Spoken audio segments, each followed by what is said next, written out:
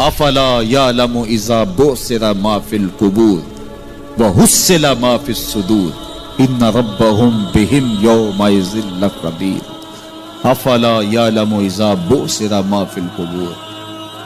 اے اکڑ کے چلنے والے، اے ناشکر انسان، اے دولت کے پجاری، وہ وقت یاد کر جب تو قبر سے اٹھایا جائے گا۔ اس وقت کفن بھی چھین لیا جائے گا۔ اب سب کو چھین لیا گیا، دولت، بینک بیلنس، تیری جائیدادیں، پلازے، گاڑیاں، گھر، کوٹھیاں، بنگلے، سب کچھ یہیں رہ گیا، صرف ایک چادر کفن کے لے کے جا رہا ہے۔ لیکن جب قبر سے اٹھایا جائے گا، یہ کفن کی چادر بھی رہ جائے گی، برہنہ اٹھایا جائے گا۔ اللہ اکبر! نہ پاؤں میں جوتے، نہ سر پہ پگڑی، نہ بدن پہ کپڑا، برہنہ اٹھایا جائے گا۔ سیدہ عائشہ رضی اللہ تعالیٰ عنہ نے سنا تو کانپنے لگی، عرض کی حضور قبر سے برہنہ اٹھائے جائیں گے تو ایک دوسرے سے حیا نہیں آئے گی؟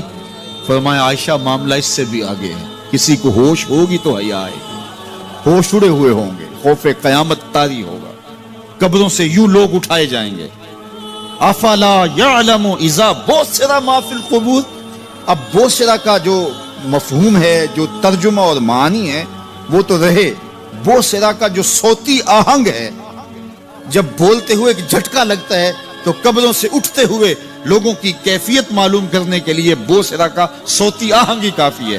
افلا یعلم اذا بعثر ما فی القبور وحصل ما فی الصدور۔ حصلہ کے اوپر جو تشدید ہے، یہ معنی کو کتنی خوبصورتی کے ساتھ ایک مجسم پیکر میں سامنے لا رہی ہے۔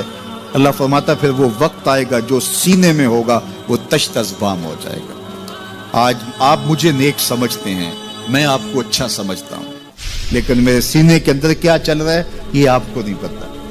یہ میں تقریر چہک چہک کے کر رہا ہوں، اس کے پیچھے کیا ہے؟ میں آپ کے دل اپنی جانب موڑنا چاہتا ہوں، آپ کی جیبیں خالی کرنا چاہتا ہوں، یا میں آپ کے سامنے پاک اور ستھرا اور بڑا جو ہے وہ نیکوکار بننا چاہتا ہوں، یا میرا مقصد رضائے الہی ہے؟ یہ مجھے پتہ ہے، آپ کو نہیں پتہ۔ آپ کہاں ہیں، کہاں کھڑے ہیں، میں آپ کو اچھا سمجھتا ہوں، لیکن آپ کو پتہ ہے کہ ہم کہاں کھڑے ہیں۔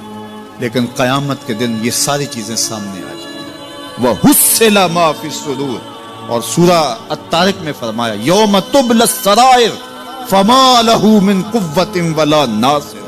اس دن سارے راز کھول دیے جائیں گے اور کوئی طاقت نہیں ہوگی جو ان رازوں کو کھلنے سے روک سکے گا۔ آج طاقتور کی بات نہیں کھلتی اور کمزور کی بات اچھال دی جاتی ہے، لیکن وہ وقت آنے والا ہے یوم تبلی السرائر فما لہ من قوت ولا ناصر۔ نہ زور کے بل پہ، نہ زر کے بل پہ، نہ کسی اور بل پہ کسی کام کو روکا جا سکے گا، ہر شے تشت ازبام ہو جائے گی۔ وہ کتنا سخت دن ہوگا۔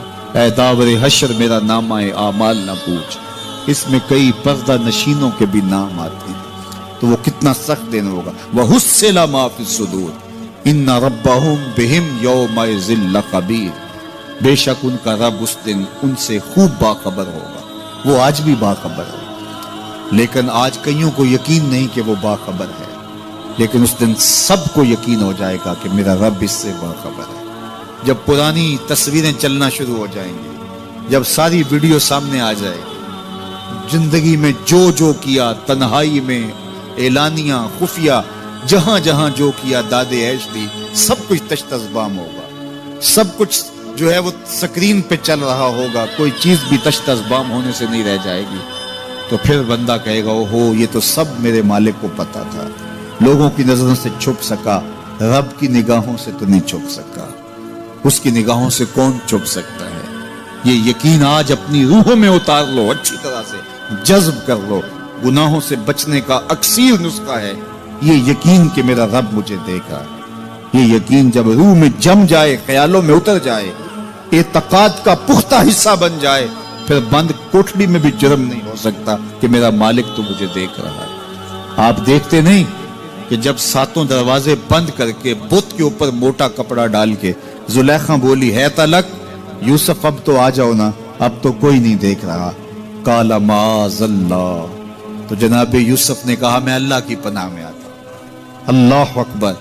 تو دروازے بند کر کے لوگوں کی نظروں سے چھپ گئی ہے، اور بے نور آنکھیں رکھنے والے اس پتھر کے بت سے بھی حیا کرتی ہے اور اس پہ بھی پردہ ڈال لیا ہے. جب تو اس جھوٹے خدا سے حیا کرتی ہے, میں سچے خدا سے حیا کیوں نہ کروں جو 7ویں کوٹھڑی میں بھی دیکھتا ہے. اتنی روشنیاں برسی کہ گناہ کا تصور بھی محال ہو.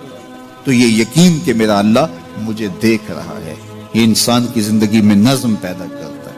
آنے والا موسم ماہ سیام رمضان المبارک, یہ ہماری زندگی کے اندر یہ نور داخل کرتا ہے کہ میرا اللہ دیکھ رہا ہے. کڑکتی دھوپ, برستی گرمی, زباں کانٹا, ہونٹ خشک, گلا خشک, دروازہ مکفل, ٹھنڈا پانی دستیاب, لیکن ایک گھونٹ بھی حلق سے نیچے نہیں اتارتے کہ میرا اللہ دیکھ رہا ہے. وضو کرتے بھی احتیاط کرتے ہیں کہ میرا اللہ مجھے دیکھ رہا ہے. کرتے ہیں کہ نہیں کرتے؟ یہ نور ملتا ہے کہ نہیں ملتا؟